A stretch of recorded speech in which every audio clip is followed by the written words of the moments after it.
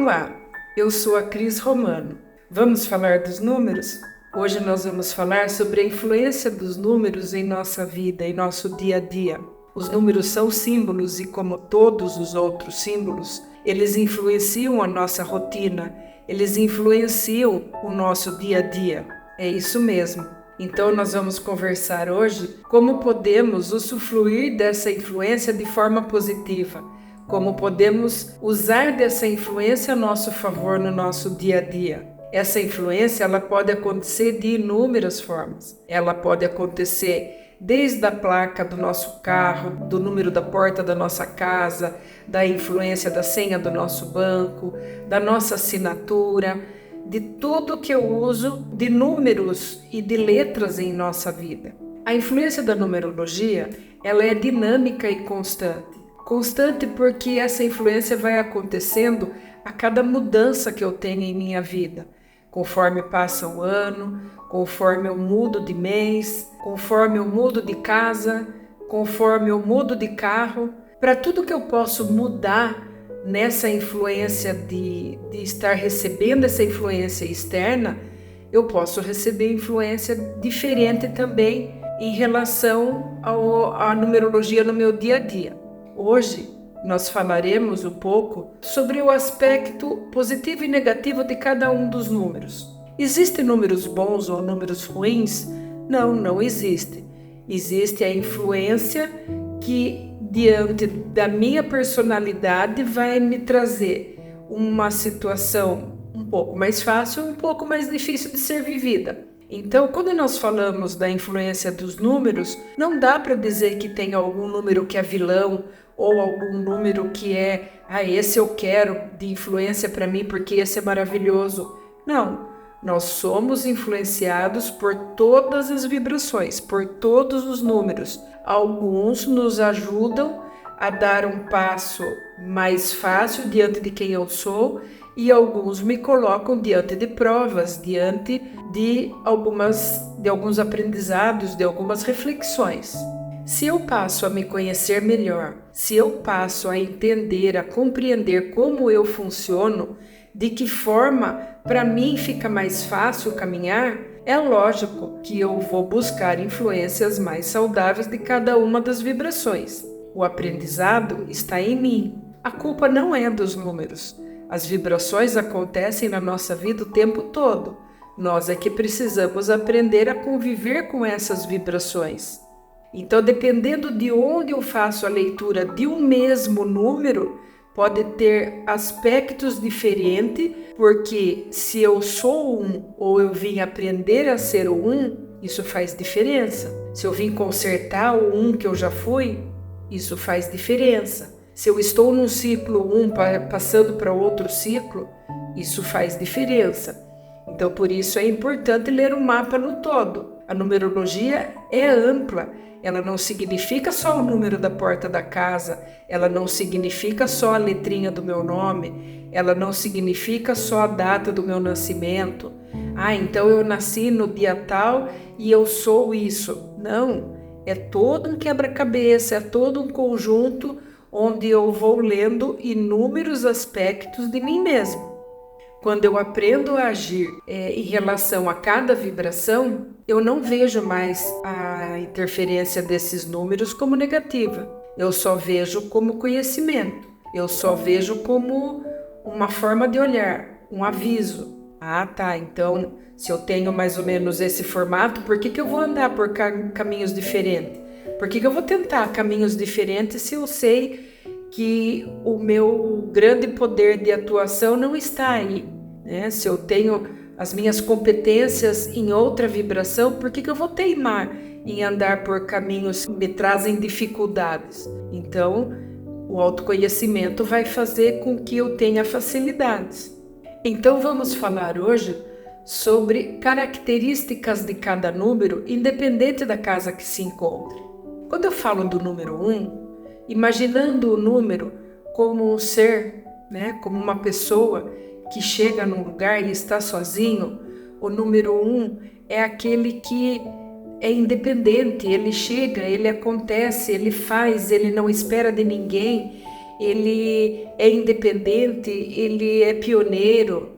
E qual que pode ser o negativo do número 1? O número 1 pode achar que é dono da verdade, que só ele é importante. O número 1 pode nos dar um certo egoísmo. O número 1 pode nos dar uma certa arrogância. Então, tem o aspecto positivo e o aspecto negativo.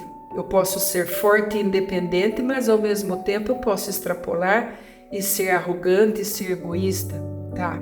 E qual que é a característica do número 2? O número 2 é aquele que veio para estar com o 1. Então, dizemos que o 1 tem um aspecto masculino no sentido de força, no sentido de dureza, e o número 2 tem um aspecto feminino no sentido de delicadeza, de amorosidade. Então, o 2 é aquele que veio ter paciência, é aquele que nos dá aspectos de delicadeza, mas que também de submissão, que também nos subjuga a outra pessoa. Então, a influência positiva do 2 é ser carinhoso, amoroso, delicado, é ser diplomata, é aquele que chega para abraçar, que chega para ter paciência e ao mesmo tempo com o cuidado de não se subjugar ao outro, de não se submeter ao outro. Então, todos os números têm o seu negativo, temos que ter cuidado. Todos os números temos que observar o lado que precisa de um cuidado. No número 3, imagine que temos o 1 e o 2 como feminino e masculino, né? O 1 masculino, o 2 feminino. Então, nós dizemos que o 3 é a alegria da criança. O 3 é aquela influência que nos dá a fala, o sorriso, o contentamento pela vida, o enxergar a vida de forma como uma criança. A criança que deseja brincar com a vida, a criança que deseja conhecer a vida. Então, o número 3 nos influencia positivamente, nos dando curiosidade, o desejo de aprender, o desejo de saber mais. E no negativo? No negativo é aquela influência que me leva a falar o que não precisa, a falar demais, a me perder nos pensamentos, perder o foco, perder a direção, como uma criança que brinca com todos os brinquedos e daqui a pouco enjoa e não quer mais nada. E o 4? O 4 em seguida do 3, juntando como uma família, 1 masculino, 2 feminino, 3 a criança, virou uma comunidade, uma pequena comunidade. Então o 4 é a organização, é a regra, é o método, é tudo aquilo que eu preciso para dar certo. Então o 4 ele me traz disciplina, ele me influencia, me organizando, me tornando uma pessoa focada, disciplinada, mas ao mesmo tempo com o cuidado de não ser duro, de não ser rígido, de não ser quadrado. O 4 é o quadrado. Eu preciso, na influência do 4, ter um olhar para aquilo que eu não consigo enxergar. Eu preciso treinar olhar fora do quadrado. Eu preciso treinar olhar fora daquela ideia que eu acho que é a correta. Então o 4 tem a dificuldade de sair do quadrado, tem a dificuldade de olhar diferente. Daí vem o 5, que é a influência do sair das regras. O 4 já me trouxe toda aquela prisão de pensamentos e de ideias. Imagina o 5 querendo fugir das regras. O 5 é aquela influência gostosa que me dá jogo de cintura, que me leva a conhecer lugares novos, que me ajuda a viajar na vida, mas ao mesmo tempo com o cuidado de não partir para o exagero. Posso usar da liberdade sem libertinagem. Eu devo sair das regras, mas não cometer erros. Então, o 5 ele me dá liberdade, ele me dá jogo de cintura, mas tudo isso com muita reflexão. E o 6? O 6 é aquele momento onde eu já fugi das regras, agora eu preciso ter responsabilidade. Então, como se os números fossem um ser, é aquele momento onde eu já não sou mais criança, onde eu já não sou mais adolescente inconsequente, agora eu sou um jovem, já tenho maturidade para ter responsabilidade. Então o 6, ele me ajuda a olhar para a responsabilidade da minha vida. O 6 me ajuda a olhar para o belo da vida. O 6 me leva à beleza, me leva à amorosidade, à paixão. O 6, ele me leva a olhar outra pessoa que possa estar comigo. Então, é comum falar que o 6 é o número do amor, é o número do casamento, é o número da família, por conta da responsabilidade. Mas se eu julgo que eu sou responsável por tudo isso, eu posso me enganar achando que eu sou responsável pelo outro. E daí eu posso cometer exageros colocando o dedo no nariz do outro e falando para ele: eu sei o que é bom para você. E daí você acaba ficando chato. Então o negativo do 6 é ser chato. É aquele que aponta o dedo para o erro dos outros achando que ele tem sempre a razão. Depois, um pouco mais maduro, vem a vibração do 7.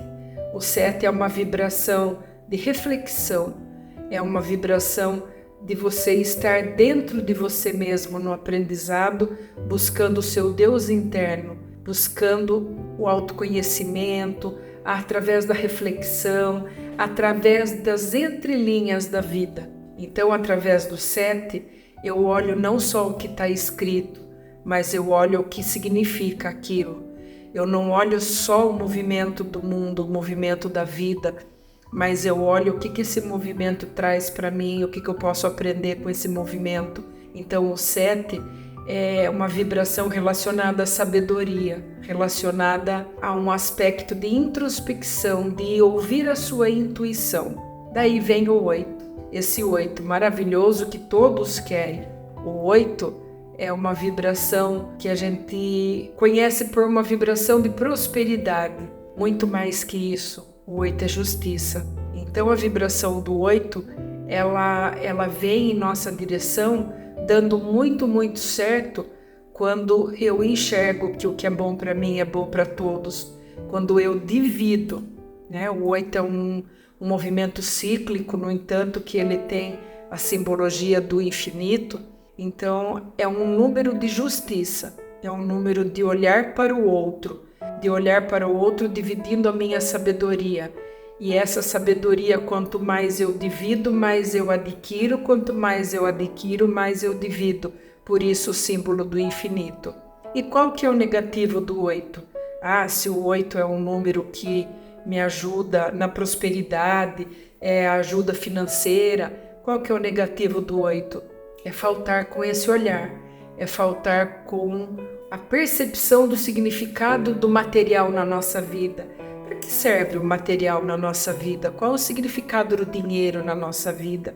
Então, quando nós temos a influência do 8 e nós acreditamos que o dinheiro ou que os bens materiais eles servem só para mim e que eles não devem influenciar e ajudar na vida dos outros, é a mesma coisa que guardar dinheiro debaixo do colchão. Para que você vai usar?